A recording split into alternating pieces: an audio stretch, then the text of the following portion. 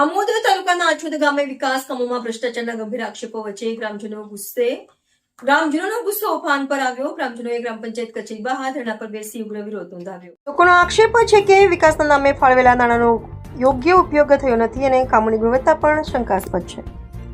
ગ્રામજનોએ સરપંચને ખુલ્લામ જવાબ આપતા માંગ્યા, પરંતુ મીડિયા સમક્ષ સીધો જવાબ આપતા અચકાયા હતા.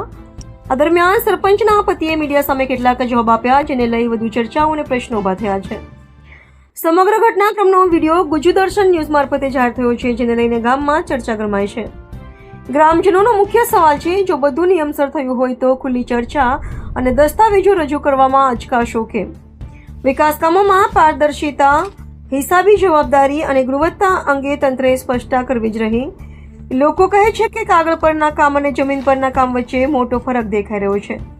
હવે નજર તંત્રની કાર્યવાહી પર છે. શું આક્ષેપોની નિષ્પક્ષ તપાસ થશે?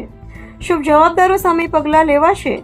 આછોદના નાગરિકો માત્ર એક જ માંગણી પર અડગ છે, ભ્રષ્ટાચાર સામે કડક કાર્યવાહી અને સત્ય બહાર આવવું જોઈએ. હું આછોદ ગામની સરપંચ મુસ્કાન સોએબ રાજ. ગ્રામ પંચાયત દ્વારા કાર્યવાહી કરવામાં આવેલ છે. ITI બાબતે પંચાયત દ્વારા કાર્યવાહી કરેલ છે. કરોડોનું કૌભાંડ થયું છે એવો આક્ષેપ છે. શું માનો છો? વિકાસ કામો નથી થયા અને કાગળ પર બતાવી દેવાય તેવો આક્ષેપ. ITI બાબતે જવાબ મળી જશે. ગેરમાર્ગે દોડતો જવાબ આપવામાં આવે છે પંચાયતમાં. ગામજનોનું કેવું છે? ITI બાબતે જવાબ મળી જશે. તમને ITI બાબતે જવાબ ના મળે તો તમે આગળ કાર્યવાહી કરી શકો છો.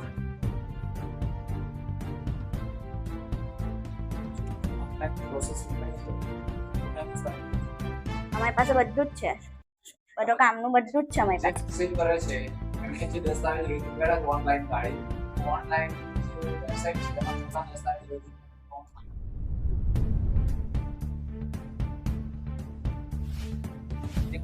સંખ્યાની અંદર ગામજનો ભ્રષ્ટાચારના આક્ષેપ કરી રહ્યા છે. શું આટલો મોટો ભ્રષ્ટાચાર થયો હશે?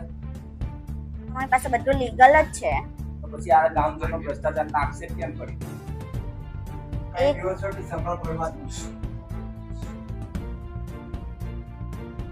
તમે ITI કરી લો ને, ITI આગળ એ ના થાય તો તમે આગળ કાર્યવાહી કરી શકો છો. પંચાયત સભા પણ બોલાવવામાં આવશે. તો એ જ છે, પણ જ્યારે ગામ સભા હોય ને ત્યાં કોઈ ગામ વાળું કોઈ આવતું છે નહીં. ગામ સભા જ્યારે કરીએ છે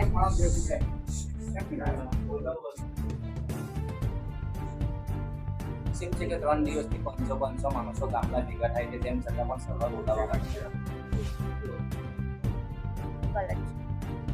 ગામ સભાઓ થાય છે પણ કોઈ આવવા તૈયાર નથી. વધુમાં તમે સાચા છો અને ગામજનો ખોટા છે. હા, જ્યારે ગામ સભા થાય છે ત્યાં હું હાજર રહું છું. 10-15 થી 20 ગામજનો હોય છે, એનાથી આગળ કોઈ આવતું નથી. ITIમાં સવાલો કરેલા છે, તેમના જવાબ અહીંયા આગળ ગેરમાર્ગે દોડતા આપવામાં આવ્યા છે અને તમે મીડિયા સમક્ષ મેં તમને કીધું ને કે ITI તમને આગળ જવાબ ના આપે તો તમે આગળ એ કરી શકો છો. નગરજનોનું કેવું છે કે ITIના જવાબ જ નથી આપતા. અમને તો આવું કે કંઈ આવીને તમે કાગળ તપાસી લો. ITI બાબતે તમને કહું તો છું કે ITI બાબતે અમારા ITI પંચાયત દ્વારા કાર્યવાહી કરેલ છે.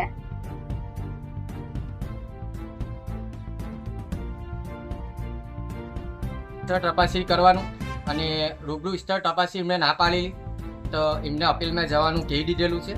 એ લોકોએ ખોટી રીતે આક્ષેપો લગાવે છે કે પંચાયત ભ્રષ્ટાચાર કરે છે. ભ્રષ્ટાચારનો કોઈ પ્રશ્ન નથી.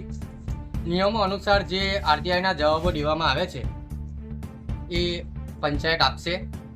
એની અંદર કોઈ ભ્રષ્ટાચાર છે નહીં. તમારા એકાઉન્ટમાં પૈસા પડે છે પંચાયતના, એવો આક્ષેપ છે? મારા એકાઉન્ટમાં કોઈ પૈસા પડતા નથી. હું સરપંચ નથી. તમે વિકાસના કામો રાખો છો એવો પણ આક્ષેપ છે? હું કોઈ કોન્ટ્રાક્ટર નથી તો હું કામો રાખીશ. તો પંચાયતે કેમ, ગ્રામ પંચાયતે કેમ RTIમાં જવાબ ના આપ્યો ને અપીલનું કહી દીધું એમને? ગ્રામ પંચાયતે RTIના જવાબો આપેલા એવું નથી કે નથી આપી દીધેલું. એ લોકોને અરજી બી આપેલી છે રૂબરૂ સ્તર તપાસી કરવાની. એ લોકો 2022થી લઈને 2026 સુધીનો રેકોર્ડ માંગે છે. એ પંચાયતના નિયમો અનુસાર નથી. એ લોકોને કહી દીધેલું છે તમે અપીલમાં જઈ શકો છો. પંચાયત જો કોઈ કાર્યવાહી ના કરે તો તમે અપીલમાં જઈ શકો છો. કેમ 4 વર્ષનો રેકોર્ડ ન આપી શકે એવો કયો નિયમ છે પંચાયતમાં? એ નિયમો અનુસાર જે થતું હોય એ કરી શકે છે. આમ જોઈએ તો મિનિમમ 50 વર્ષનો રેકોર્ડ હોય ને તો પણ કરીને આપવો પડે. શું માનો છો તમે? એ અત્યારે મેં કહી શકતો નથી. ઓકે, તમે ભ્રષ્ટાચાર નથી કર્યો એવો એ સાચું કે ખોટું? જો મેં ભ્રષ્ટાચાર કોઈ ખોટું છે એ લોકો જે કહે છે એ લોકો ખોટી રીતે મને ગેરમાર્ગે દોડે છે અને પબ્લિકને બી ગેરમાર્ગે દોડાવે છે.